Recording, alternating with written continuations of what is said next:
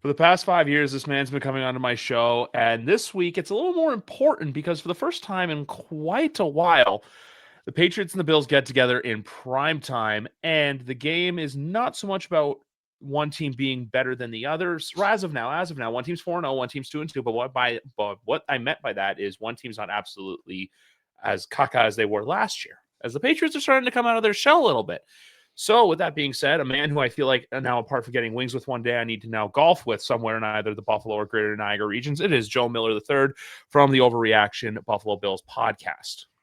Hey, I can't believe it's been 5 years that been doing it that long. That's pretty cool and insane. Time really does fly. And I think the jury's still out. We're not exactly sure that the Patriots are not caca, to your point, yet. So they have a chance to win their third game in October, so I will which take is that with what it is. 3/4 of the way to their win total last year, which was 4, right? So For a team that's won 8 football games in 2 years, I will take a 2-2 for the first time since COVID. yeah, I will take that. yeah. That's what's funny is in the drought years for the Buffalo Bills, it was 17 years of no playoffs and getting our asses whooped by the Patriots and mostly everybody else. But the Bills were a 7-9 16-game season, 7-9, 8-8 team. That's what they were. They were never a 4-win team or like a 3-win team or just a garbage football team. They were just mediocre and trashy mediocre at best. But I've been there, bro. I know how you feel. It's definitely even to the point of having like this great dynasty. People forget that the Buffalo Bills in the 1990s won more games as a team than any other team in the NFL in the 90s. Like they won more games than anybody did. Everybody thinks the Cowboys and they think of the Steelers. Obviously, you've got the Steve Young 49ers in there, but the Bills won more games in the 90s than any other team. And then we sucked for 17 years. It's just like, So, I'm not saying the Patriots are this like wonderful team that's going to challenge Buffalo for the division. No, I'm not a delusional Jets or Dolphins fan, but they're a team that's basically giving hope for like the next. It's like a what's your 3 to 5 year or 5 year plan?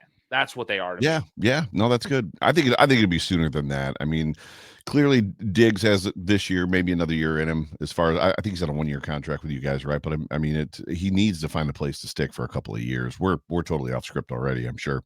But I mean, Drake May, looks like a good. It's funny because I was looking at some of his numbers today. He's accounting for 77% of the Patriots offense, Yep. which are early Josh Allen numbers, right? There was a time when Josh Allen was kind of coming up and learning to be the quarterback that he is now, that he was like he was 75 or 80% of the Bills' offensive totals between running and passing it. So it's interesting the comparisons that were there before, and now like even his trajectory is a little similar to kind of like where Josh was at early on. So when I say 5 year window, I basically mean to like be a very competitive team throughout the next 5 years. Like this year, I always had them between 7 to maybe a 9-win team. And if they're in that position there where they're relevant around American Thanksgiving, beginning of December, right when the Christmas holiday shopping push really pushes full force. Yeah. That's a win in my books. Hey, they're the team that like when you guys Buffalo comes to New England week 15, it's that kind of game where like, hey, the Bills get one on the Pats, and that's kind of not officially eliminated, but like pretty much all she wrote at that point. Kind of, they'll be like a 500 club the rest of the way. Like if they go 6-6, like where they're 8-8, and then that's like 9-8 or 8-9 to finish the year, most Patriots fans will take that as like, hey, our quarterback's developing, the team's looking good, the defense is still a bit of a problem. We'll talk about that later. But there's just a lot to be excited about right now within our fan base. A lot of it comes from your coach. Mike Vrabel is a good head coach. I thought for sure that when Belichick stepped away that he was the guy, and then they forced the situation last year that they forced. Vrabel has always been a good coach, and you see what the Titans did after they let him go. It's like, oh, it's Vrabel's fault. It's like everybody in the NFL's like, that's a mistake. Don't fire that guy. And you fire him, and they become the bottom of the garbage can. The Tennessee Titans do. Vrabel is good, and he's always coached against the Bills to include Sean McDermott well. So, which is another one of those things. And it's not fun when you're Tennessee and your quarterback's publicly saying that we ass right now. It's not fun times. Ass. So yes. good. But so funny. But we're going to get right into it as we've got actually not that many games. There's 4 teams on bye this week. I believe Atlanta, Chicago, Pittsburgh, and I think there's one other team that's escaping my mind that's on bye. But we're here to talk about the teams who aren't on bye and we're playing. And we have another game this week in London, a game I know you attended a couple years ago when the Bills went. Yeah. Between the Cleveland Vikings and the Cleveland Browns and the Minnesota Vikings. I'm going to say this. I don't care that Dylan Gabriel's starting. You have a rookie quarterback who's going up against a Brian Flores defense on a team whose body clocks are well adjusted. I believe when you guys played Jacksonville had already been there for a week, or it was, and the same thing happened to the Patriots last year. I got nothing else to say. I like the Vikings in this one because Carson Wentz is going to have one of those like weird games where it's like, oh, Carson Wentz is good. And then the following week, it's like, oh, that's Carson Wentz. Yeah, it's not even that. I mean, it's you're talking about a situation of it's the Browns. I mean, I don't even know that the travel is going to make a difference. The Vikings are a better team, right, than the Browns are, and I think that's what it really kind of comes down to, regardless of quarterbacks and who's quarterbacking and who's doing what. I mean, at the end of the day, it's why is my computer messing? Like, they've made changes to max where, like, if you even come close to the edge of the screen, it blows up the window, and it's annoying versus like bumping up against it. It's like, oh, you clearly want this full screen now. Sorry. And it's like, no, I don't want it full screen. I'm trying to minimize, or I'm trying to get it to a certain point. Sorry. Anyway, I'm an old man and that yells at the clouds or yells at the sky. But yes, to your point, I mean, it's the Viking. This is a Vikings win, W. I don't think the Browns jump up and scare them or do something crazy like they did against the Packers. I'm surprised that the Browns are at the point of benching Joe Flacco. You just beat the Packers, who are considered to be a Super Bowl potential team, right? And I know you want to get to the future soon, but it just seems like you're throwing in the towel a little early. This isn't a, oh my gosh, this young kid is so good, we can't not play him situation. This is a, oh, well, let's try that guy, right? Yeah. This isn't the Giants, right? The Giants moved on from Russell Wilson because Russell Wilson is ass. Like he jumped in for I don't know if you saw it when they pulled Jackson Dart off the field because they were like they called down from up top after a sack. Like Russell Wilson goes in, takes a snap, first play, sacked. It's like that's that's it right there. Like that's why you go to Jackson Dart. I don't know that the Browns are there. It's always like that Peyton Manning, Brock Osweiler thing where Brock's getting his helmet on to go into the game, and then Peyton Manning's just like, nope, you're going to go sit down. Right. Yeah. The other one, too, there's jobs on the line as well. Like Cleveland, I don't think there's any jobs on the line, but that organization's so unpredictable that it wouldn't. Stefanski's got to be getting close, right? I think it would have to take them going like worse, like 2-15 or 1-16 to them to get there. But like, I think if they win only like 4 or 5, but it's kind of like what the Pats did last year, where it's like, hey, you see something in like whether it be Gabriel or the pantomiming Shitter Sanders, if you see something in there to where it's like, hey, by all means. But as far as I'm concerned, I'm just glad that this game I can wake up and just watch it and you know what, have the fun that I'm going to have. The only question I have is the over or under of 35.5 going to hit? Because I feel like this is a game where everyone's like, no, you got to hammer the under, and then the over hits. And this is I think the over hits on this one. Yeah, it's like I think the Vikings score 28 points in this game, I think. Yeah, I think it's just the bet you just take. You hold your breath and you take it. Yeah. Baltimore and Houston and a Baltimore team who I don't know why, but everyone's very like, I don't know if you feel like this, but everyone kind of coddles them in a way where it's like, oh, but this, oh, but that. Like what I saw against you guys week 1 kind of showed me why, well, for one, why you love Josh, but also two, why he was league MVP last year. Because when you need him to be the most valuable player on the field, regardless of stats, that's what he did. You needed him. Hey, go have an awesome quarter. He had an awesome quarter and won. A lot of people, myself included, in one league, their fantasy football for the week. Same. I also took the Buffalo Bills on the money line in that one because it was FanDuel did 100% profit boost. So basically, it was the odds went from plus 100 to win to plus 200. So thanks them for that. But going back to this game, though, you have a hurt 1-3 Baltimore team to where I like with this one. I don't think there's any. I know there's a section of Ravens fans who always call out John Harbaugh because of the shortcomings of the organization, but he's still got a Super Bowl. There's still a model of consistency. But on the other sideline, you have a Houston team who's just been straight up disappointing. I know they won last week, but you beat the Titans, and that's not much of a feat on its own. So I've been going back. And also, by the way, Minnesota is my survival pick for the week as of now. I've just been so flip-floppy on it to where I'm just like so far I've used the Rams. I used you guys week 3. which a little closer for comfort than I liked. Yeah. And then last week I used Detroit, and then week 1 I'm not going to talk about who I used because it was bad and I got a strike. This is a guillotine league where you can get a strike, so Yeah. it's not one and done. Okay, No, it's not one and done. Week 1, I did not realize the Colts are going to be what they were, and I didn't realize the Dolphins were going to be. Careful. I don't know that they are what they are. So I think the league is. I think it's still a little bit. I think there's some lies being told still. But yeah.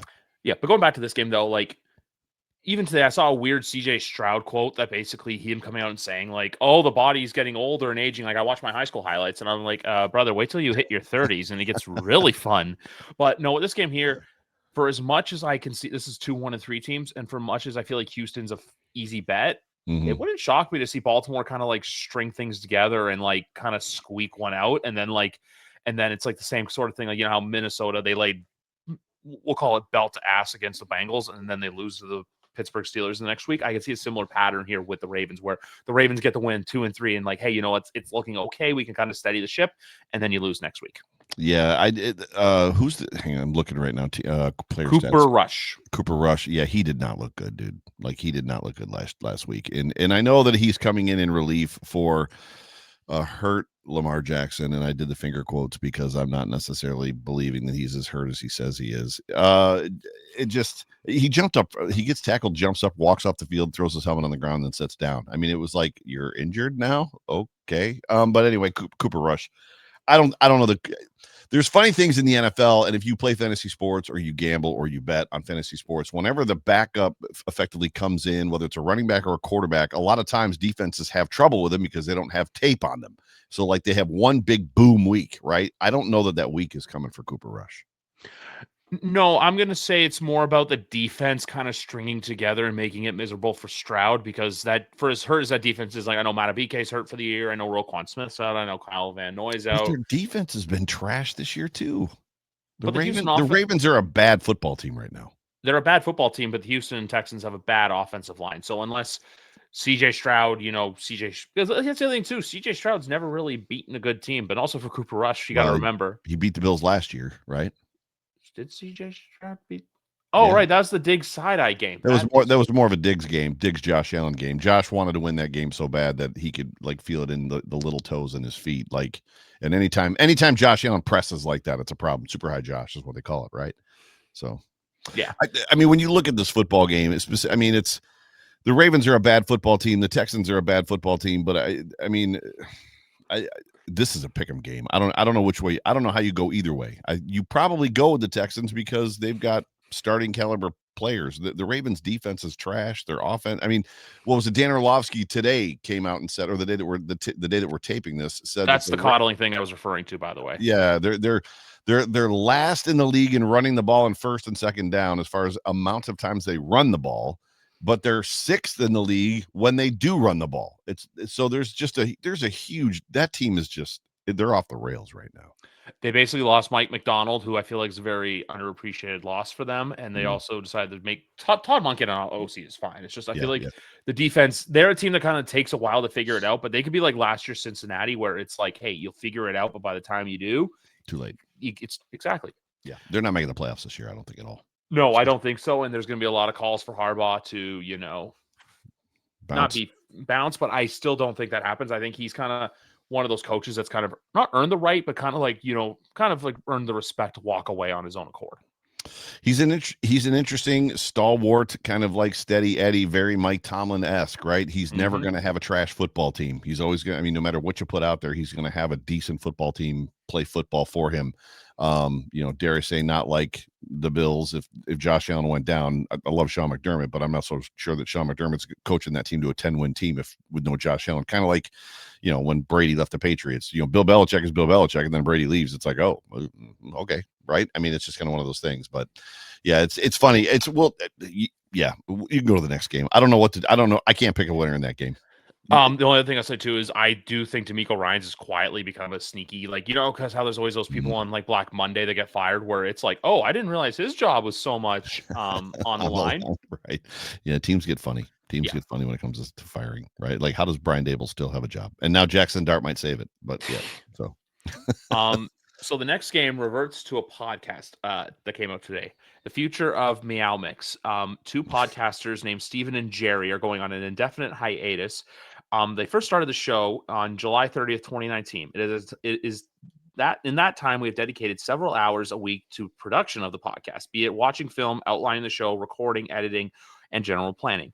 We have met some incredible people along the way and built a small, amazing community of Panthers fans who enjoy our two guys talking football at a bar style. Mm. Unfortunately, the last 3 seasons in particular have been extremely difficult as a Panthers fan, and creating the type of content as we enjoy has no longer been exciting or enjoyable. The amount of time on Sundays we spend away from our wives and young children has become difficult to justify. We would just be watching the games regardless, but locking ourselves away for 6-7 hours on a Sunday just to watch and then discuss a 42-13 ass whooping that has become more of a chore than anything else. We don't feel it's right to keep the podcast going unless we can continue to put our weekly episodes. And right now, neither of us want to spend the amount of time talking about this organization. We have reserved the right to post an episode here and there, but we will not be uploading a regular season or possibly at all for the remainder of the 2025 season. To be clear, we are not abandoning the Panthers or the fandom. We bleed black and blue and desperately want the team to be competitive. We will just be cheering for the team as fans for the rest of the season instead of podcasters. Thank you, and until next time, keep pounding. This reverts to the 42-13 ass whooping the Patriots delivered to the Panthers as the Panthers take on the 1-3 Miami Dolphins this week in a game that's just here's the line I like to use for this game. If you bet this game, you call the hotline. Call the hotline. If you think about putting this in a parlay, call the hotline. Chuba Hubbard's not playing. Just don't do it. Like, well, you're going to take it. I mean, Devon Achan's going to have a good football game. Jalen Waddle's going to have a good football game, right? I mean, are you talking about if you're betting Panthers players? I meant if you're betting like a money line or anything like that. Oh, I see what you're saying. Gotcha. I'll pick a winner for this one. Like, I do think the Dolphins win just because the Dolphins are going to feast on weak teams. You know, you and I both owning victories over the Dolphins. Yeah. But like I said, Miami's going to beat up on bad teams. Carolina's just like Dave Canales. I'll say this too about Carolina though. Dave Canales, I liked as a head coach hire for them. I liked what he did in Tampa, and I liked some of his like post game videos last year. But if their season doesn't show any improvement and it goes off the rails, I think there's a very good chance he's out in Carolina as well, just because you have such an enigma of just a powder keg owner. Yeah, it's a good word you use there. I'm still torn. I very much understand the whole. I mean, it was a way too long of a Dear John letter as far as like saying goodbye. Photos. So, I get it because you and I have been doing this. I've come on your show for 5 years, so you and I have been doing this for a long time. Since before every beat writer now has a podcast, which in Buffalo, and I'm sure it's that way in New England too. Like everybody has to have, like we used to be the hated people by the beat writers because we had podcasts, and now like they've all got podcasts and they're kind of kicking our proverbial butts. But it's a weird kind of sentiment when they just beat the Falcons. They just like the Panthers they dog walked the Falcons. Yes, like what are we doing? Like, it's a little, I don't know, man. Like Drake May hits the Cam Newton and it just breaks your spirit. I don't know. But losing to the Patriots, if that happens to the Bills and it's an NFC team, the first comment is this game doesn't really matter, right? Yeah, like if you guys were to go in and lose in a couple weeks in Atlanta, you're not going to come on and be like, I spent too much time away from my kids. My wife's going to potentially leave me. Well, I'm going to lock myself in a room and watch this game again for 6-7 hours and study the film on it. No, you watch the game, you take the notes, you learn from it, and you bitch about it on the internet. That's why I bought this microphone off Amazon and this ring light that's right here. I mean, everything you said is right. I'm spending too much time away from my wife and my kids. Like we do that. Yeah. But anyways, so Dolphins in this football game. Although the Panthers are a team that can surprise you. I did not hear that Hubbard was not playing though. I haven't heard that he's not playing, but I just heard that he had a calf. I think it was a calf or a knee that's like gotten significant that he played through last week. That's gotten worse throughout this week, and just gotcha.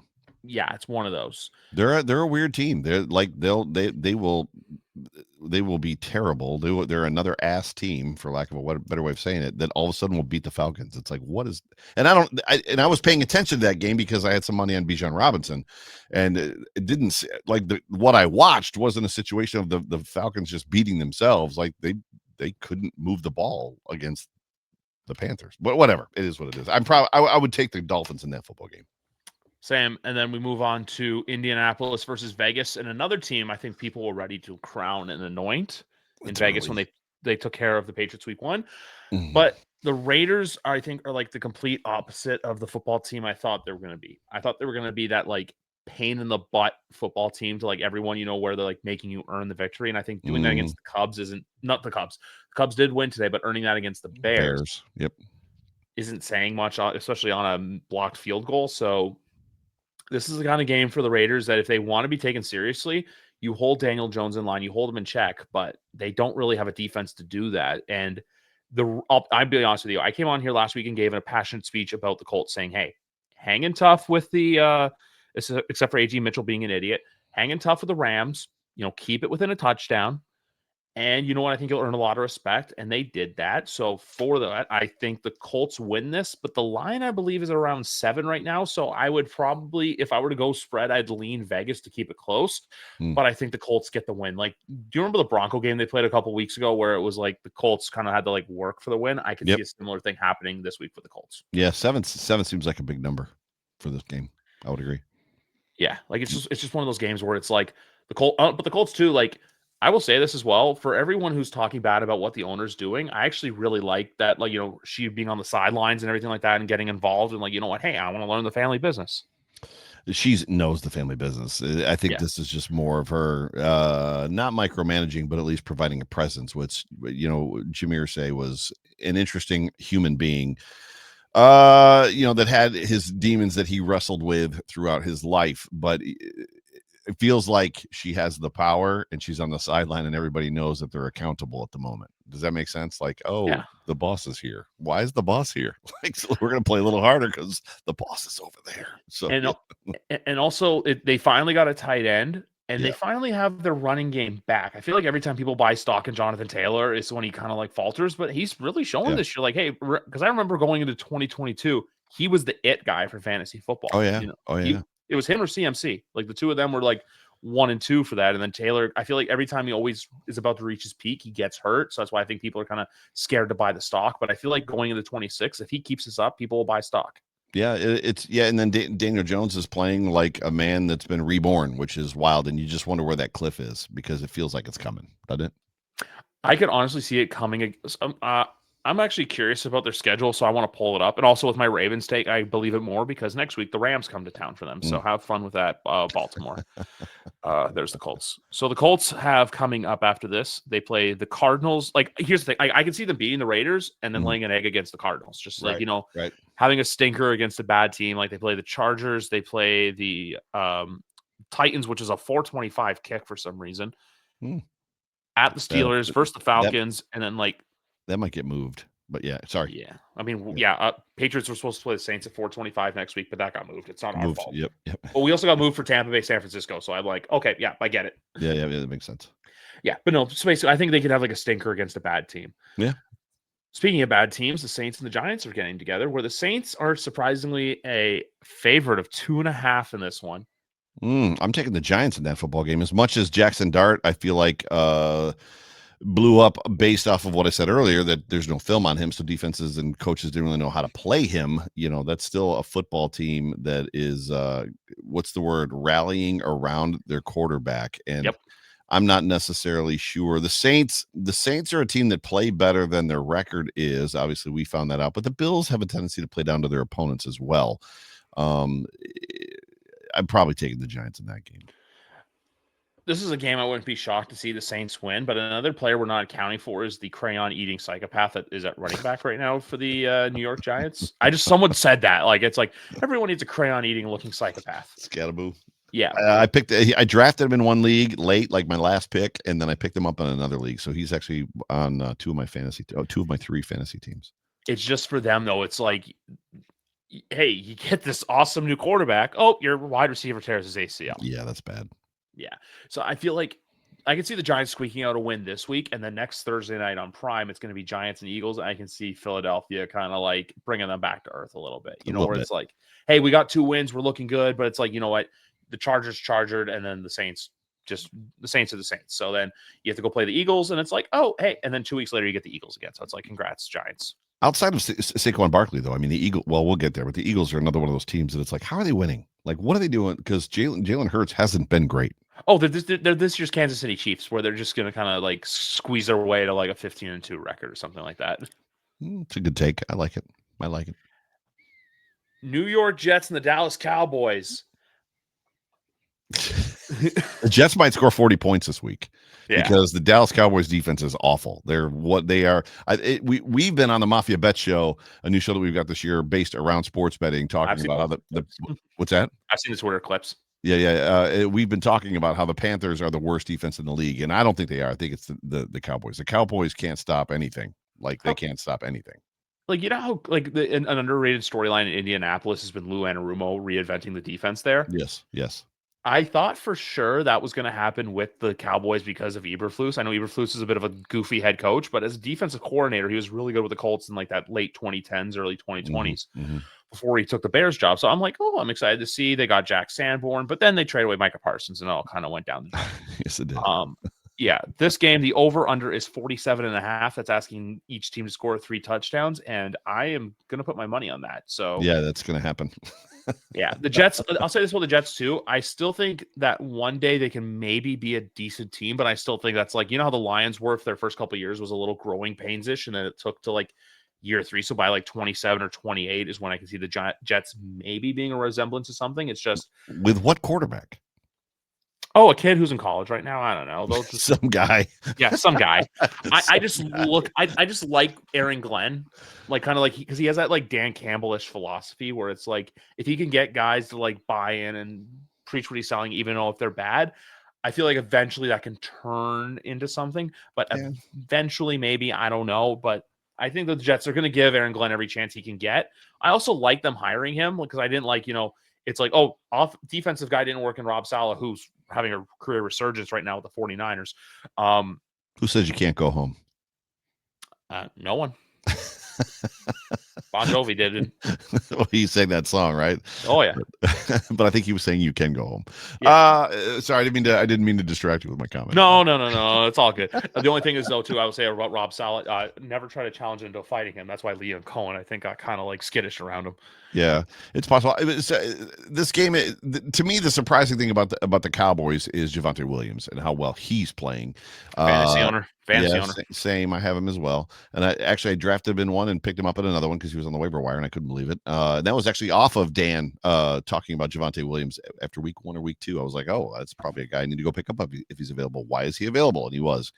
But I'm going to take the Cowboys in that football game because I hate the Jets. But the Jets are still, even you want to say solid defense, but even the defense at this point isn't playing the way that it used to, right? I mean, Sauce is getting called, and now he's saying that we're getting called because we're a bad team. If we were a good team, I'd never get called. And it's like, that's not really how this works. But yeah. Yeah, when you said that was kind of weird. I'm going to say this: Dallas Cowboys win the game, over hits. And we move on to the next one, which is the aforementioned we were talking about before, Philadelphia Eagles taking on the Denver Broncos. That's a good game. This is a good game, too. I low-key love the Broncos. Like Bo Nix I know he hasn't arrived, but he's a good quarterback. I've always liked Cortland Sutton. They've got a great defense. Like I would probably, I don't know what are the numbers? I haven't looked at them yet. So give me the lines and stuff. Okay, it's coming around right now. Philadelphia is a -3.5 favorite. 43.5 is the over/under for this one. So this is in Philly. It's in Philly, yeah. Yeah. It's the Nance. I believe Nance and Romo are on the call for this one. Interesting. So yeah, I don't know that I would. I'm not expecting the Broncos to beat them by a touchdown, but with them getting 4 points, that helps, right? So maybe you would take the Broncos in the line, right? I would take the Broncos to cover, but the Eagles to win. I can say like a 20-17 kind of football game. No, the Eagles to cover.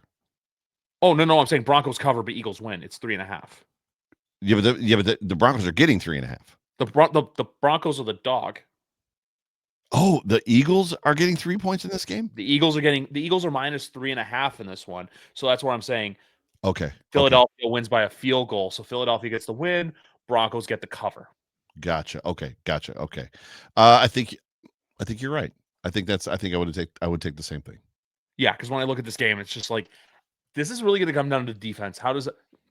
Also, a bit of a revenge game for Vic Fangio as well. Yeah. How does a Vic Fangio defense play against a Vance? How does his defense do against the Broncos offense? And how does Patrick Surtain the second, PS2, do against whether he's on Devontae Smith, whether he's on AJ Brown? How does that dynamic play out? That's another interesting storyline to watch for in this one. I think the Vic Fangio revenge game was when they scored. The Dolphins scored. What was it, 50 or 70 points on him or something like that? What was that number? What was that crazy? 70-20. Yeah, I think that was a revenge game.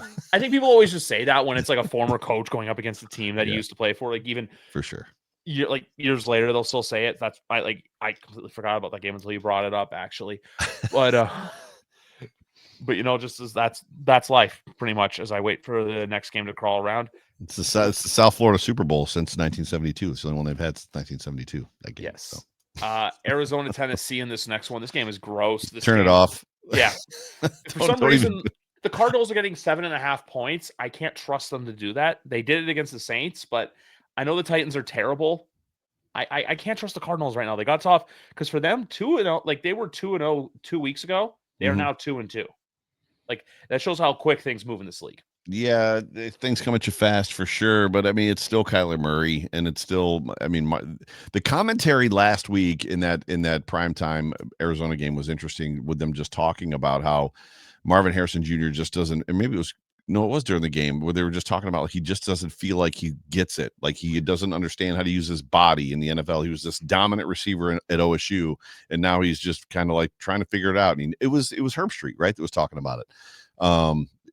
It's you don't know if you can trust him. Trey McBride is great, but Kyler Murray to me is just I don't know, man. He just I don't know that he's. The knock on him has been, and the joke was that he was playing video games and not studying, which there's a lot of players that do that, but it very much seems like he's one of those guys that it just wants the play to break down so he can do what he wants, which Lamar got accused of that for a while too. And then you've seen Lamar progress and kind of like turn into like a superstar quarterback. But it feels like Kyler Murray's still that guy. Like, I'm not sure where this football is going to go. I'm just going to wait till the play breaks down and then run around and try to throw it someplace. I just don't trust him. But at the end of the day, people say, sorry to monologue on you. People say all the time when there's no NFL, like I would watch any NFL game right now. And it's like, oh, bet, like put that game on. See if you can watch that one because that game's going to be terrible. Oh, it's true though. Cause like, this is the game where it's like, on March 29th, everyone's gonna be like saying, "God, I could really go for an Arizona Cardinals Tennessee Titans football game right now." No, you couldn't. No, but you know what I mean, though. People will say that. They'll say like, "Oh, I could go for an obscure." Like this is an obscure game. Right. I just wonder if that. Did you ever see the clip that went viral of the man who was actually the face painted like cardinal with the rat tail? There was on. So yeah, I actually saw. So from last week. So I saw it when they showed him on the TV. Yeah. And then it started showing up on Twitter. Yes. Yeah, so basically it was just he had the beak in his beard. His beard was like yellow. He had the weird beard. Yeah, he basically had the beak, and then he was wearing the tortilla style or sand jersey or whatever they want to call it. Someone said it on Twitter once that the jersey looks like a tortilla, and I can't get that out of my mental image. It looked to me like they were actually. I said it looked like they were running around in the mud. And then somebody else on Twitter said, it looks like the back of my t-shirt when I ride my bike in the rain. And I was like, that's it. That's exactly what they look like. Oh my Those God. jerseys, whoever concepted that jersey should be fired if they haven't been fired already. Because I don't even know what it's supposed to be sand, desert sand. Because they look terrible. Something to do with the valley. I don't really know. The helmets were cool. The end zones were amazing, but and they were on the pants, right? So they had like little tiny specks and then big specks, and sometimes it was like, is that a poop stain on your pants? Like, what's going on? Did you forget the wife? Did you shit yourself? What really happened here? Just bad news. But if there's two teams that should never play each other, it's the Cardinals and the Titans. Like that game should never happen, right? It's just bizarre and weird. The other thing I'll say with the Kyler Murray stuff is I think he can get out of his contract in a couple of years. So I feel like Arizona is a few years away from probably moving on to another quarterback. Did you hear that soundbite? You didn't hear that soundbite? No, I've just been hearing it through like radio, like for like some like shows and stuff like that. They have christened, or they've whatever the word is, comment when you go forward with, they're moving forward with a new fitness and like exercise and all that crap training facility for Arizona. Saw that for them. And he said, I'm here to enjoy it. Kyler Murray. So it's like, all right. Like, okay, because like he's in year 7 right now, and by year 7 with a quarterback is when 2019 he was drafted. So he's in the 7th season with the Cardinals. That's crazy. So it's one of those things with him though, where it's like I think over the next year or two we're gonna figure out because actually It's been 7 years. Doesn't he feel like the same player he was year 2? Yeah, he literally does. And he had that remember he had like that one. I literally love how I Googled Kyler Murray and the second result thing to come up was height. The third thing will come up is the Hail Murray play against us. Yes. Well, then again, that ruined their season. That changed your season around. Yeah. So right now he he can get out of his contract 2029. He's a UFA, so they still have him for another 3 years on top of this after this one.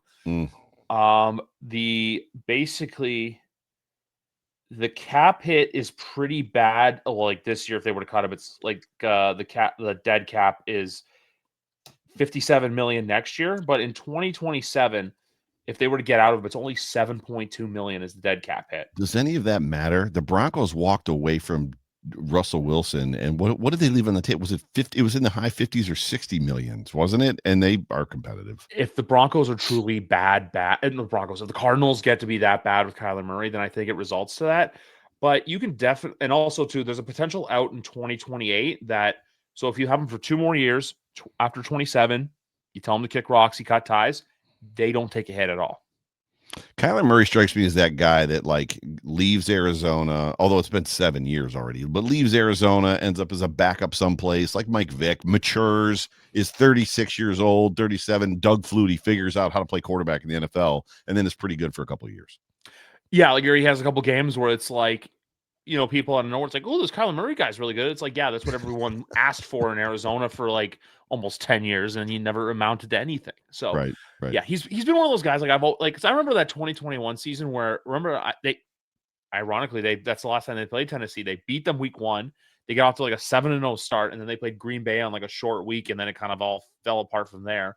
I also still believe if Kyler Murray had not Patrick Mahomes been the Patrick Mahomes he was in 2018, I don't know if Cliff Kingsbury is the head coach. I think Arizona just saw, hey, you coach Patrick in college. We're going to get this guy who's similar to Patrick, like with skills like Kyler Murray was coming out of Oklahoma. Didn't he coach Kyler Murray at Oklahoma?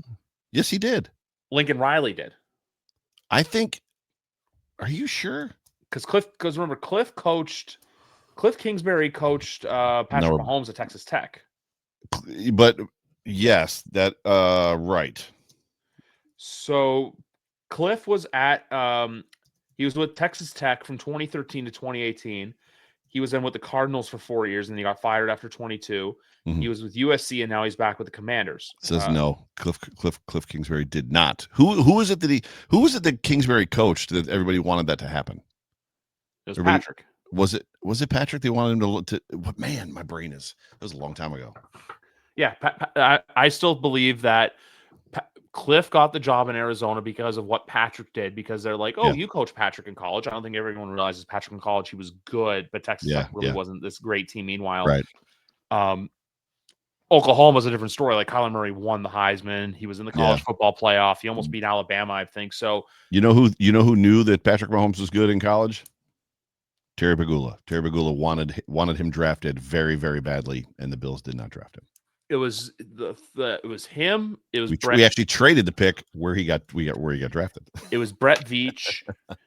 It was Mark Donovan, I believe, who was the Chiefs president.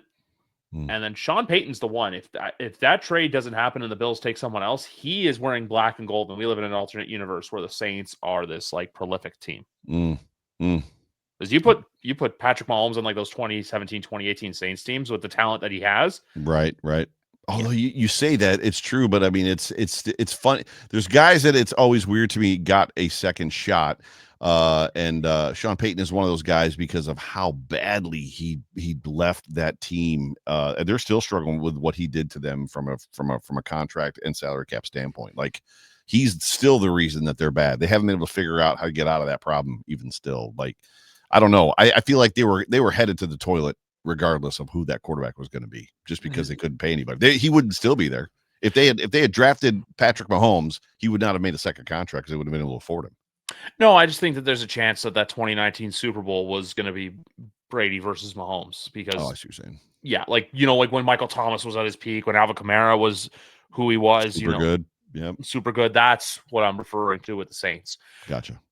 Seattle versus Tampa Bay in one of the most gorgeous uniform matchups you will ever lay your eyes on, as the Seattle Seahawks are rocking their 1990s throwbacks with the Silver and teal-ish. silver and teal, Yep. and the Bucks will be in their white creamsicles for this No one. way, really. Interesting. Yeah. So this is two corners of the opposite ends of the country, east or west to east. And I didn't realize that they were both wearing throwbacks this weekend. That's pretty cool. It's kind of fun when that stuff happens, even though this week for Seattle sports, it's going to be a lot of fun because the Seahawks play at 4 o'clock Eastern, and then at 8 o'clock Eastern, the Mariners play, and their two stadiums are apparently like in lockstep with each Yeah. other. So it's going to be Do we a lot want of to fun in downtown. Do we want to have a conversation about Geno Smith being a Jets quarterback and being good, and then Sam Darnold being a Jets quarterback and then being good? I mean, is it just a matter of time before Zach Wilson is a good quarterback in the league? No, because Zach Wilson had one throw at his pro day, and the Jets kind of fell for him. Because if you also look at that 20, like Sam Darnold, like the thing is too, like Geno Smith played at West Virginia. Sam Darnold played at USC. Those are prolific college football programs. True. Zach Wilson played for BYU, who went to Coastal Carolina and got curb stomped.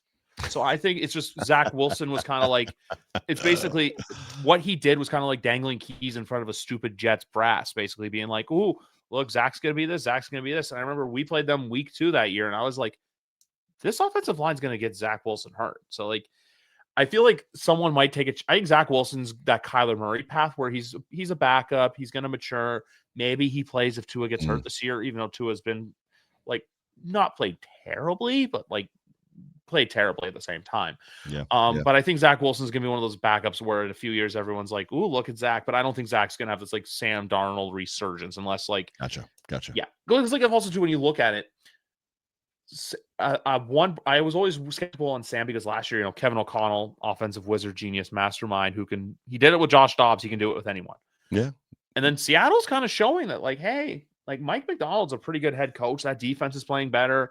The offense has got some nice pieces to it. I'm not saying Seattle's like this team to be scared of and like they're going to be a threat, but Seattle's definitely going to be in that like Patriot mix where like, throughout the month of December, their name's going to still be there. But then come week 18, they're going to need, they're going to need Joe to eat 3 pounds of chicken wings. They're going to need the Seahawks to win. They're going to need the Cardinals to lose. They're going to need the Rams to forfeit their game to make the playoffs. It's going to be like one of those situations for them. But yeah, at the end of the day, though, I mean, the cool thing about this game is just the two quarterbacks, 2018 quarterbacks, right? So the amount of quarterbacks that are starting to really make a name for themselves. It's no longer just Allen and Lamar. I mean, those two quarterbacks. I mean, Baker went from being kind of like, oh, he's kind of a fun guy to watch as a rookie coming out of college, and then as a rookie, and then it was like, oh, he's garbage. And now it's like, I want to root for Baker Mayfield. Like he wants to play football, and all he cares about is winning, and I can get behind that. I'll be honest with you too. I think Jason Light is one of the more underappreciated executives in the NFL for the moves he's been able. You're right. Well, because if you think about it, what like say for example, what the Patriots were post Brady. Look at what the Buccaneers have been post Brady. Like obviously, look, they were still set up, but like they've been drafting well. Like hey, Chris Godwin's getting up in age, which is I don't like saying. Mike Evans is the same thing, even though he's as old as me. You bring in Jalen McMillan. You draft Emeka Ibuka out of Ohio State. You have Bucky Irving. You have a very underappreciated defense in the league with some guys who just want to play football, like Vita Vea up the middle, which I still think Todd Bowles knows how to defend the tush push. And also, I called Tampa a dark horse Super Bowl team, by the way. I don't know if they'll get there, but I definitely think they're going to be that. They have the ability to make the right plays to get there in the playoffs. I mean, everything changes when the playoffs happen. What's interesting, what's underappreciated is the amount of elite wide receivers that have come through Ohio State into the NFL. Like, there's a lot of them. Like, it's amazing how many. They're in LSU. Yeah, for sure. Yeah, but with this game though, I'm gonna go Tampa just because I trust them more, and plus their throwback jerseys, they really did a good job with it and everything like that. Even though you nearly lost to the New York Jets wearing them. Did the Bucks win last week? No, they lost to the Eagles. I think the Bucks come out and win this football game. I trust the Buccaneers more than I trust the Seattle Seahawks, and that's what I'm going to say. Seattle is up 3.5 point favorite in this one. Favorite? Wow. Yeah. Right. Next game, I'm not even going to think about it. The Cincinnati Bengals are doing their striped game where, they tell certain sections, you wear black, you wear orange. Oh. Well, guess what? You have the Detroit Lions coming to town, who I think a lot of people, not me, owe an apology to, because ever since they lost to the Packers week 1, they curb stomped the Bears. They went into Baltimore and took care of the Ravens in primetime, and then the Cleveland Browns. They said, "No, we're not showing you no mercy." Detroit, I just say that people owe an apology because everyone's like, "Oh, like we don't know what they're going to be." Right. We quickly learned that they're going to be just fine, no matter if it's Dan Campbell or no matter Ben Johnson and Aaron Glenn. Like maybe come playoff time, it comes into effect, but they're winning the games they're supposed to be winning, like with the Chicago game and the Cleveland game. Yeah. But what they did against Baltimore, I think a lot of people were reminded too of how good Aiden Hutchinson really is. I think just some people forgot because obviously he didn't play much last year. Yep. He had the broken leg. He's come back. He's been great. That offensive line is young, but they've one of the best right tackles in football. And plus, it all that doesn't hurt as well when you have the best two-headed monster in running backs in the NFL. Well, as they say, week one is a liar. We've said it a couple times here, but the Packers aren't a bad football team, so I don't know why losing to the Packers, a division rival, week one would make people want to basically close the book on the Lions. But because everyone loves to overreact week one. No, that's true. Fair. I'm buying into that. I'm probably in this football game. You're clearly taking the Lions. I don't know how Zach Taylor has a job. And I know everybody. I put that on Twitter a couple weeks ago. Like, who gets fired first? Zach Taylor, or Mike McDaniel. You're like, oh, Zach Taylor's never getting fired. Like, his quarterback's hurt, and it's like, yeah, but at some point in time, you've got to be able to win with a backup, right? I mean, if your quarterback's hurt as much as Joe Burrow is, and he's always hurt, you got to be able to win. You've got to have a contingency plan for your quarterback always being hurt, right? Yep. There's also a world where the Cincinnati Bengals kind of like, I don't want to say it, but I'm going to say it. They peaked in 2021. Oh, they did. Going 100%. To that Super Bowl. 100%. There's also a world too where, the unfortunate DeMar Hamlin situation doesn't happen. And I don't know if they beat the Buffalo Bills in that playoff series. I just think that I have my thing of that. I think Buffalo was just mentally exhausted by that point. I was at that game, and that game was the most odd, bizarre game I've ever been to. Like the Cincinnati playoff game? Yes. It was like the crowd left that game in silence, which you've been in concourses of football games. It's never quiet in the concourse, no matter what happens. If a team loses and people are mother effing stuff, if they win, people are chanting. It was silence. The crowd left that game in silence. It was just very much, I think Bills Mafia was the same way the team was. It was just like, wow, I don't know why we're playing this football game right now, but yeah.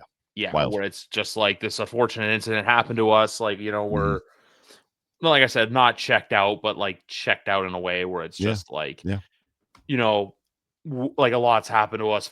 It's like football's not the strongest thing on our mind right now. 100%. But with Cincinnati, everyone's going to say, oh, why would Mike McDaniel? It's like, it was also the height of the Stephon Diggs stuff. That's where the thing of him going came from. It was Josh was having some issues reportedly that week or even the night of that football game, like just some stuff at home. There's a lot of that stew. Wasn't there something about like his wife cheating on him with a player or like something like that? It was his girlfriend. He was never married to. Girlfriend. But no, she was not cheating on him with a player. There was cheating. There was all kinds of. There was 1,000 rumors if there was one, but that was not one of them that I don't remember. But yeah. Or there was something about I think it was something about messaging or something. I don't know. It seems like that's a very like sticky situation time with Buffalo to where now Josh is a married man and he's just fully set on like playing football. Yeah, it's cool. I love it. But no, with Cincinnati though, like I also said this too for them. I'm just like they haven't done anything to replace on defense because they're just like, hey, draft and replenish, and then that doesn't really work out. So clearly we are not taking the Bengals in this football game. No. I just think the Bengals, they're going to win a game eventually that does thing. But like my whole thing with this is you got dog walk 2 weeks in a row. There's nothing stopping us from making it's going to happen a third time. It's going to happen a third time, especially by the Lions. Yes. Chargers and Commanders in a fun one Sunday afternoon. Jaden Daniels is coming back. Commanders coming off a bad loss against the Falcons. Chargers coming off an even worse loss to the Giants. Mm-hmm. I'm going to say this because I've always been a fan of his for a while, but I'm really I know last week was bad, but I really like what Justin Herbert's doing because, I just hate how, like, there's certain media types who will, like, find the littlest thing in his game and they will pick on him for it all along. And also, the whole, he's never been away from Oregon. How's he going to be when he has to go somewhere else? He's moving from Oregon to California. He went to school in Oregon. Right, West Coast. Everything's West Coast. Grew up, all that stuff. Yep. I really like the fact that Jim Harbaugh is naturally bringing out this, like, new attitude in him where he, like, like the fact that he won that game in Brazil the way he did, and also Mhm. another unrelated storyline because we'll talk about Kansas City in a little bit. The Chargers are already 3-0 in division play. Oh yeah, they're probably gonna win that division. Yeah. As long as all goes right and they stay healthy, they are going to win the division. I know Denver's on the outs, not the outside, but they're not exactly 3-0 or 2-1. But I think it's Denver and the Chargers come out of that division. I think there's a chance for the Chiefs and the Ravens. Neither of those teams make the playoffs this year.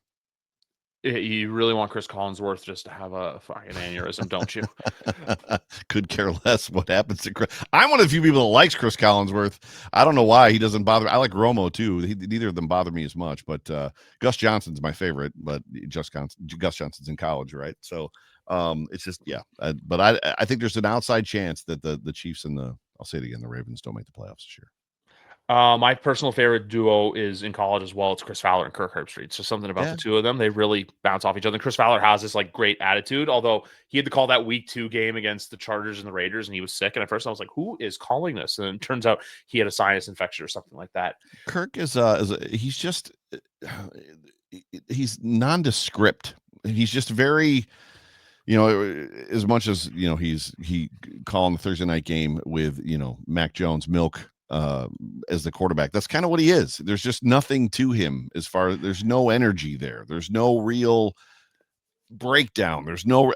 I've heard stories about Tony Romo because if you remember when Tony Romo first came out, he'd be like drawing circles on the screen, and this is the lineup and the formation, and at the snap, this guy's going to go here, and then the ball's going to go here, and sure enough, bang, it would happen. Kirk does in college. Which right, and then they told Tony to stop doing it, but like in the NFL, Kirk Herbstreit is just kind of like vanilla, sitting there next to Al, who also doesn't have a whole lot of energy at 900 years old. eat a green bean, Al. Get some energy. Thank you for the title for this one, by the way. But no, with Thursday Night Football, I think the two of them just went for the bag, and then they didn't realize, we're just getting bad game after bad game. Where right. Like Thursday, I remember it was better because remember years ago it would be like randomly like CBS would like it was like I think one network had like half the year, another network had like half the year. Where like there's parts was like Nance and Sims were doing it. There's parts where Buck and Aikman were doing it, but then they also do a Sunday game. So I like that it's just one duo, but I think eventually you have to shake it up with Thursday Night Football. Like the desk is the desk. They have their kind of like not qualms, but there's some like pros and cons, I guess, to it. Like the one like Clarissa Thompson and like Fitzpatrick, etc. Yeah. This Thursday Night Football graphic next week's weird. It's like Jalen Hurts, Jackson Dart. But for this game here, though, I'm going with the Chargers just because, like I said, get right game. They looked off last week. I think it was a flash in the pan. Commanders are good, but I think they're not what they were last year. The Commanders are slumping. Yeah. Very much like the Texans are slumping. They'll be a competitive team, but they're not going to be who they were last year. Correct. Yeah. So Chargers as well for me. Sunday Night Football, where we are finally back because instead of that 2 years ago where they put Bill Belichick and TJ Watt in a Thursday Night Football graphic, if you remember that game. I don't. It was bad. Patriots won that game, but regardless, this one they showed Drake May and Josh Allen. If the Patriots can come out of this one with the same, I look at this game the same way I looked at that Rams-Colts game from last week. Keep it close. Drake looks good. I would lean towards, I need the number to come back to see it. I know the number right now for the spread. I believe Buffalo, it's gone from 8.5 to 7.5. It's kind of like floating around that 7, 8, 9 mark. I do think there is a world where the Patriots do backdoor the number. I don't think this game is going to be a complete blowout, but at the end of the day, it's 49.5, by the way, is the number. So I think it could hover right around there. I could see like a 27-21 football game here. Well, the Bills are going to score 30 points.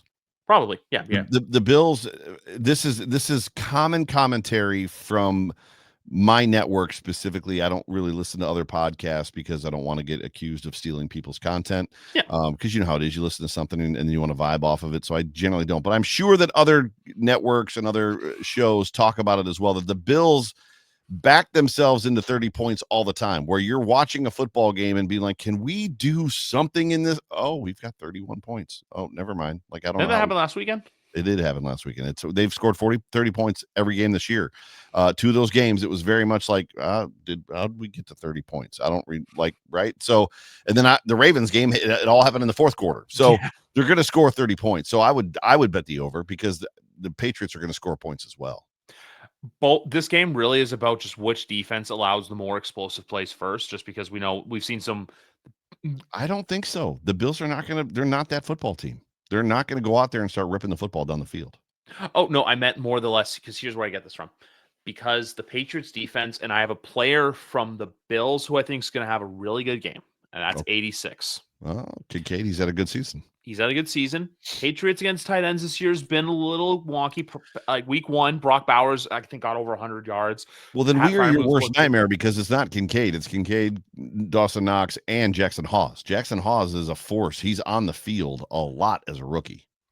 I'm going to look up the number right now just because I'm curious to see what Kincaid's line is at for not even yards, but receptions in this one, where it's not going to be a lot of, deep explosive plays down the field. It's going to be a lot of like dink and dunk, those like death by 1,000 cut style plays that I think Joe Brady can cook up against the That's Patriots. correct. So if the Patriots come out and start wanting to like sling the ball down the field and score quickly, the Bills are going to be like, yeah, let's do that, and we're going to grind out a 9-minute drive on you. We're going to wait for you to make a mistake, throw an interception by pushing the ball 60 yards on the field. This game to me comes down to, again, oddly enough, Diggs and Allen. And I feel like Allen is in a better headspace than he was last year when they played the Texans, and Diggs, because they were both. It's different for a wide receiver to be amped up and play a football game and be juiced than it is for a quarterback. And that's what we saw last year. Like Diggs was amped up and juiced, and CJ was, willing to feed him. And Josh just played horribly in that football game, which put the defense in a bad spot, and the Texans rolled us. And I feel like Josh is in a much better place now. Whereas Diggs, I think Diggs is the one with something to prove. I said when Stephon Diggs left the Buffalo Bills, I said if Stephon Diggs had stayed in a Bills uniform for 3 years, 3 or 4 more years, and either retired a Bill or then went to like one team for like 1 year, he goes to the Hall of Fame.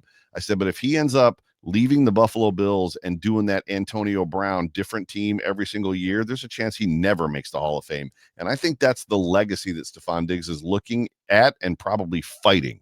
And this game is going to represent that to him, in my opinion. Like he's gonna, I'm playing him in all of my fantasy leagues. I have him on all 3 of my teams. I'm starting him in all of them because I think he's either going to go 12 targets with 3 receptions and 30 yards, or he's going to have 12 targets with 11 receptions and 200 yards. Like, I think he's going to be on the sideline waving his arms at Drake May, like, throw me the football. Like, I'm him. This is what's coming. So Dalton Kincaid's over for yards is 33.5 right now. Thank you for remembering what you were doing, because I went on for a while there. That's all good. I had these loaded up. Stephon Diggs is at 46.5 right now. The only other highest total bill is Khalil Shakir at 43.5. And then You Cam can't pick Coleman. him. You can't pick any of our wide receivers. You have no idea who's going to get 40 yards in this game, in any game.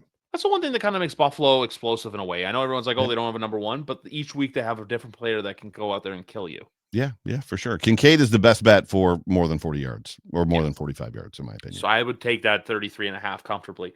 Yes.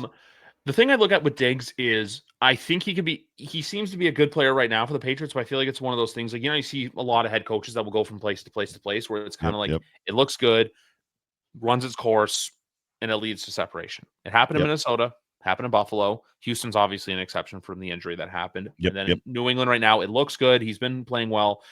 I'm going to look up again just the touchdown. I got to reopen the app.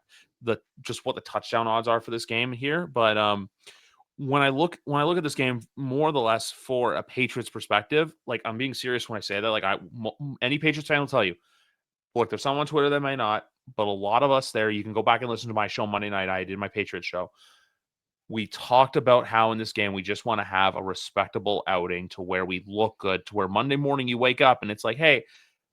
By the way, Dalton Kincaid plus 220 to get into the end zone. The best Patriot odds is Travion Henderson at plus 230. Stephon Diggs is plus 250. Best Buffalo Bill is James Cook at minus 230 and Josh Allen at minus 120.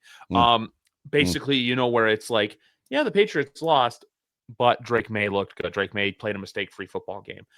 Drake May went out there and still slung it for 250, 275 yards, got a couple touchdowns. Maybe he ran for one, he threw one. And, the Patriots are that team now where it gets like the national pundits, the get-ups, the Stephen A. Smiths of the world talking about, hey, they're not like, this isn't them arriving, but this is them like looking respectable, kind of like, Sure, where it's sure. like, hey, they gave the Buffalo Bills a really good fight. The Buffalo Bills are that team now where it's like, where's the loss going to come from? The other thing with the Buffalo Bills too, and I've been thinking this more and more because I was always on the whole like, when does Sean McDermott get held accountable? And I still get myself reminded of something. Who would exactly come in and do a better job than McDermott's already done? I Well, think it would have to that's take a always a lot. fun conversation, and it's been a conversation in Buffalo through 13 seconds, through playoff losses to the Chiefs, and playoff losses to the Chiefs, and playoff losses to the Chiefs, and it's like you don't know until who's available. Jim Harbaugh rather. Jim Harbaugh would have been great with Josh Allen. Like there's guys that have come available. That Sean Payton was another one I think that came available like during this whole since 13 seconds, and what there are guys that have come available that you have to be like, oh, maybe that Ben Johnson, maybe. I don't know, right? It's still early in Chicago, but but to your point, I don't want to see Sean McDermott go anywhere. I'm not on the fire Sean McDermott train, but to say that there's nobody out there, and there could have been nobody out there that could have done the job or better job than Sean, I think that's probably a stretch. No, I didn't mean that. It's just more like, who are you going to get to replace him? That's what I'm saying. You just don't know who's available, right? Yeah, that's the thing. You're basically throwing darts blindly at a board, hoping for like, hey, this guy, oh, you could be the new Sean McDermott, to where it's like, be Right, careful what you wish for, because we all right, know right. the beginning of the Terry Pagula era in Buffalo wasn't glamorous. McDermott and Bean landed in his lap, and he said, okay, I'm going to go screw the hockey team who plays up north.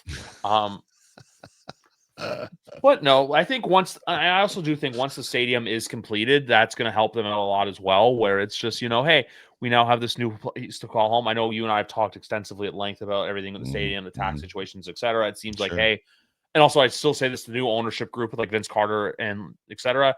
is just basically a way for Terry to be like, hey, I need money. You have a group that has money.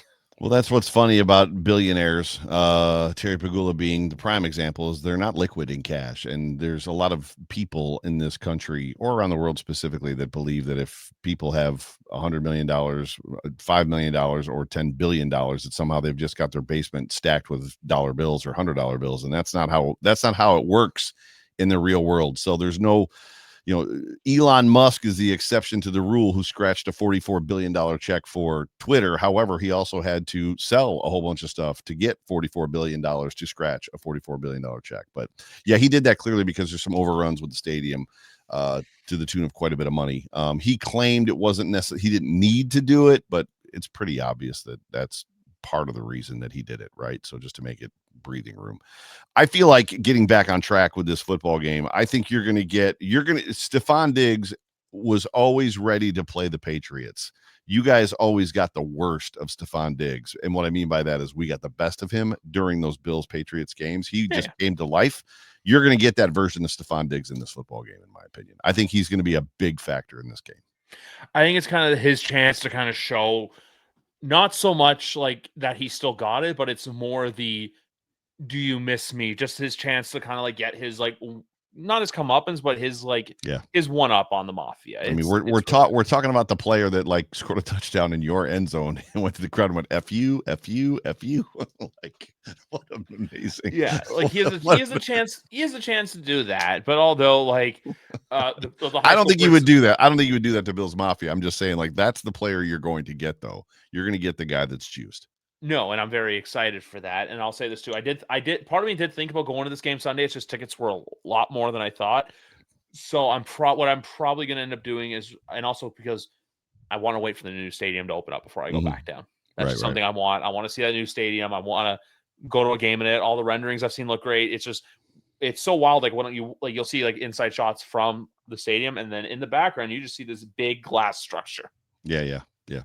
It's not glass. It does have a lot of glass, but it's not all glass. It's the panels, the wind. That's what you meant. Yeah. The wind refracting panels are. They look like glass from a distance. So, but it's going to be interesting. I've been inside of it technically because I've been to Tottenham Hotspur Stadium, which the inside of it is supposed to look just like it. From the renderings I've seen, they do look identical as far as that goes. Yeah. And then with the stadium too, I know there's like that season ticket holder somewhere where like it's like a center for, I guess, where it's got like the models and everything like that, where it's like people can go buy their season tickets for the new stadium. The stadium experience. I've been there, because I've bought my tickets already. So yeah. Yeah, and Yes, I they think do. you hit the shout button when you buy your tickets. I don't remember hitting a button, but I may have. Yeah, I don't know. I don't All remember. I wasn't blown away by the experience. I wasn't like, oh my gosh. Like, I love the Ralph. Like, to me, the Ralph is a great football. I go to football games to watch football. I don't go to football games to party and meet girls and spend $150 for a ticket and then not watch the football game. I go there to sit in my seat and watch the football game. There was two Dolphins. There's a Dolphins content creator that does podcasts, and she came to Buffalo for the first time when the Dolphins were here, and like her comments were very much like every seat in the stadium was filled. Almost everybody was standing the whole game. Nobody left. Like, people didn't go get drinks or go to the bathroom. Like, they stayed in their seats, which for Dolphins fans, they just had the Jets down there in prime time. Their biggest rival in our division, and the stadium was half full. Like, what are we doing here, guys? So anyway, but yeah. And then we go to Monday Night Football, Chiefs, Jags. Please let the Jags win this game.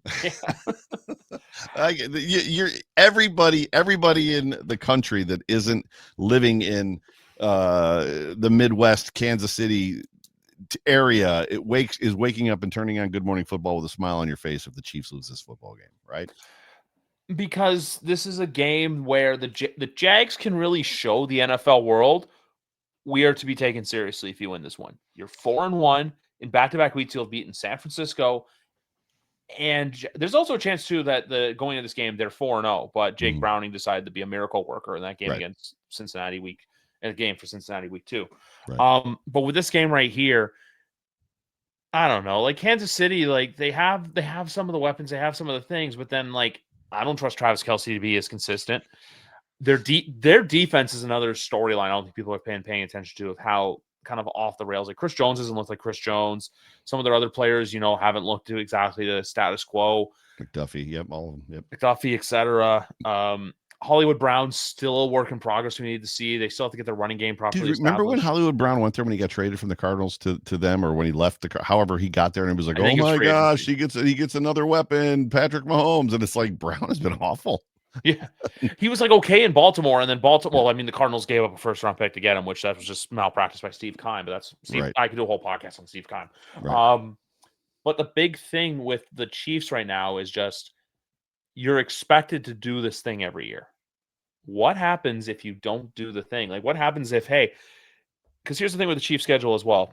They lose this game, you got the Lions on Sunday Night Football next week. Yeah, that's a problem. All their games are pretty much like prime time, or like they have a handful of 1 o'clock. So they're like the 4:25 slot. Like, I'm pretty sure they have I think it's the Raiders or the Broncos. Then they play the Commanders. And then the annual Chiefs-Bills game, November 2nd, 4:25 on CBS, which I don't think anyone's picking against the Bills in that one right now. I know everyone can say, oh, it doesn't matter. It's not regular season.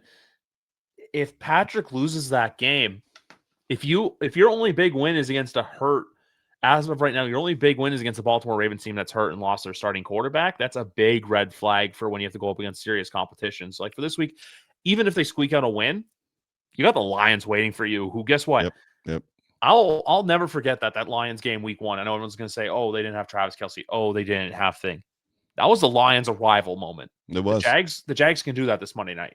Yeah, they potentially could. There's an undercurrent of a narrative that I'm creating in my own head as well that is interesting, because if you consider what the Chiefs have done early in their time, right, the 3 Super Bowls and the times that they've gone and all that kind of stuff, and then all of a sudden they just kind of fizzle out and turn into nothing, and then you literally have, if somehow, like, as I'm building this dream world, this wildest dreams land, the Bills 5 times AFC East champions, and they're still kind of on the rise.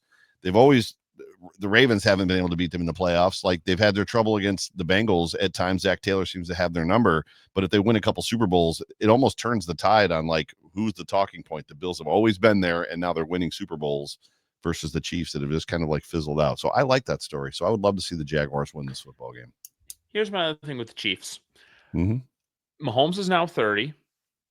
I've always said this. How does he reinvent himself as he gets older? Oh, he's had trouble for the last 2 or 3 years reinventing himself. Like, that's the problem that they have, is that everybody's caught up kind of with what they're doing, and now the pieces are getting older as it pertains to Travis Kelce, and and like Pacheco doesn't seem to hate running the ground, hate running as much as he did like the stories he runs like he hates the ground. Yeah. Like it just they desperately need Rashee Rice, and they desperately need what's his name, Worthy, to come back. Like they desperately need those guys, because I don't think there's a hope and a prayer without them. Which Worthy's supposed to play this weekend, right?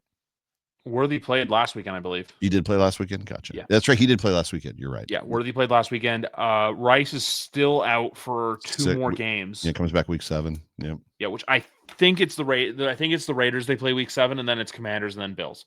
But even to the point too, though, like say, I'm sorry if you win this week, but then you get your ass kicked by the Lions on Sunday Night Football. A, you might break Chris Collinsworth. B, that just shows everyone that, hey, you're no longer this team. And when I say reinvent themselves, it's just because you know how Tom Brady, as he got older, he continuously had to and learned to get better at his game. I still think Patrick thinks that, like, hey, I'm going to go down there and sling it unless that kid from Nebraska just monstered all his talents for all we know. Yeah, yeah. I mean, Josh, you're watching Josh Allen do it, right? I mean, Josh Allen is not the quarterback he was in 2018. He's not the quarterback he was in 2020. He's not the quarterback he was in 2023. I mean, you're watching that same kind of progression. That's what has to happen with NFL quarterbacks. Defenses catch up to you, and then you have to pivot, which is what CJ Stroud has not been able to do. It's what Jaden Daniels is having trouble doing. Like, defenses catch up to you. Somebody writes a book, and they're like, this is the book to beat that guy, and then that guy has to change. So, and it feels like, to your point, that it had, like, he was doing it early on, and now it feels like I'm not sure he knows what's next. It's like, where do I go from here? He needs more players around him. He needs talent around him, and his offensive line is trash. I mean, did you see the photo of his one offensive lineman who proposed to his girlfriend, and they basically said he got up before she could put the ring on? No, I did not see Juwan Taylor proposed, and everyone was just like, "Go oh, here!" He false started beforehand. They do have a good one, and like I will say, so the Chiefs' offensive line. I've always been a big Creed Humphrey fan when he was at Oklahoma. Yeah, Trey Smith's good. They got something in that kid from Ohio State, though, but it's just what you're paying Juwan Taylor to what he's giving you. The most bizarre thing about Juwan Taylor is the fact that, like, Chiefs fans lose their minds about the tush push and the false starts. That's like they're now catching on the tush push with the Eagles. Meanwhile, they've got a right tackle that false starts every single play and never lines up, and is always in illegal formation. He's never covering up the guard, and the refs don't call it. They should call it every time until they get it right. We're going to throw the flag every time until you get it. If we throw it 10 times in a row, maybe you'll line up properly. Yeah, and then the defense with them too, like Chris Jones is getting older, even though he is going to the Hall of Fame. Travis Kelce, like if this isn't it for Travis Kelce, I don't know what is. Just because he is that Giants game, I'm sorry, he looked horrendous in that Giants game. Yeah, and the funny thing is he's trying to find it. He's trying to find the fountain. He's almost 36. Yeah, he's just trying to find that I used to be. It's literally where your brain. I'm 52. And so I go through this where it's like my brain tells me my body can do something, and then my body's like, "What are you, crazy? You can't do that." And I can't. Go ahead. I'm 31, and I feel that same way for certain things. There's just stuff that I could do when I was younger. Like there's just balance and agility things, and it's like, no, I can. Nope, can't do that. And I think that football players approach that point, and I think Kelsey's at that point. You know how like back in the day you used to have to like sometimes get up on a chair to like grab something from like the high up shelves and you're in the cabinet's house. I've been seeing so many like reels and TikToks lately of someone doing that, and it's like when you turn 30 and like you just jump off the chair, but this one's like jumps off the chair and it just cuts to an ambulance rushing to the hospital right away because it's just like so that's the kind of same thing I'm applying to Patrick, where it's like, hey, you have to learn to get your body right because eventually the position gets harder to play. People figure you out. My only thing is, though, unless they like win these next 3 games and then you get Rashee Rice back and you're all of a sudden 0-2 turn to 4-2, I really think that there's just a lot of games where if they lose, their mistakes are going to be shown nationally to where it's going to get more attention. But then, everyone's going to do the same thing everywhere. It's like, oh, just let them get to January and see what happens. And I'm just like, you look at who they've lost to. Mm-hmm. You get to January against some of those football teams. I don't know if I can fully trust you right now. Also, they've just played way too much football over the last like 4 or 5 years to where, you know what, maybe having a shorter off season or a longer off season might help you. Like, I don't think, like, I'm at the point still where I don't think Patrick's going to catch Tom's 7. I just don't. No, I don't think so either. He's not going to go to 4 Super Bowls in a row, which was that's the thing this year. Like that thing the Buffalo Bills did that nobody will ever do again. Go to 4 in a row. Like Tom almost did and Patrick almost did. I'm calling it already. He's not going to the Super Bowl this year. I don't think they're going to make the playoffs, but it is what it is. Getting back to this game, just kind of to wrap it up. I mean, I don't trust Trevor Lawrence, and Brian Thomas Jr. is regressing probably because Trevor Lawrence is his quarterback. Shane Waldron. Yeah, I mean, he did better with the backup last year. Like last year, the last 5 or 6 games, Brian Thomas Jr. was losing his mind stat wise, and he had a backup thrown to him. Now he's got his quarterback in there, and his quarterback can't find him. Regardless, I'm gonna, just out of spite, I'm taking the Jaguars in this game. So I'm going to as well, just because this is like a show me something game for them, where it's like, hey, show us your worth of everything. Yeah. Their defense has gotten better to a certain extent, but I want to see it against like this high powered offense. Like, hey, how do you look when you're matched up against one of the best? How do you look? Well, they're going to drag it out, make it ugly. It's what they do. So they make all high precision offenses look ugly. So yeah, that's literally what's going to happen here. I'm just waiting to see before we wrap up what the over under for this game is. While you're doing 46.5. Oh, you found it quick. I was going to say, and at the end of the day, the Jaguars are going to try to do what the Eagles did, with what everybody's doing. They're going to try to get after Patrick, which is why he's running more, because that's the only answer that he has. The only answer he has to stay away from the rush is to take off, and that's why he's their leading rusher. Which is not a good thing to do. No. Week 5 in the NFL season has come. This has been episode number 395, so it's a lot of 5s being involved today. Fives. Wow. Yeah, better than 6-7, my daughter says. I don't know what that means. I just I don't either. Hands thing. That's how I know. Like, I'm old. Like when there's like some memes where I'm just like, what the? I don't know what that means. Same. 6-7. Which, you know what? Oh no, I know I can call. So I can call 5, 6, 7. Boom, just like that. There you go. 395 in the books. Joe Miller, has been a blast as always getting to chat with you. We'll have to run it back again later in December when the Bills will make the trip to Foxborough to play some football. By the way, I did pick that the only game the Bills will lose in the AFC East this year is one game to the Patriots. So that was my preseason pick, was that we lose one game to the Patriots. I mean, if the Patriots go 4-2 in division or 3-3, I will gladly take that. Yeah, for sure. I bet. Yeah, I know it feels weird to say, but like I would rather be a realistic football fan than like a crazy. Because I know a few years ago, like I let my expectations kind of get the better of me, and like I think it was you and there's a few other people that were kind of like, don't do that. And now it's kind of like, I see why. So I'd rather have the bar set low to where if they play good, I'm blown out. To like even say like this weekend, for example, they somehow pull out a win, it just makes it all that much more better. Enjoy it. That's right. 395. Love 395 in the bag. 396. We still don't know when it's going to come. Maybe it's Sunday night. We'll have to wait and see. But for Joe Miller, I'm Griff. Have a great night, everybody. 6-7. Enjoy week 5. Go Bills. Go Bills. Go Bills. Go Pats. Go Pats. Pats. Pats.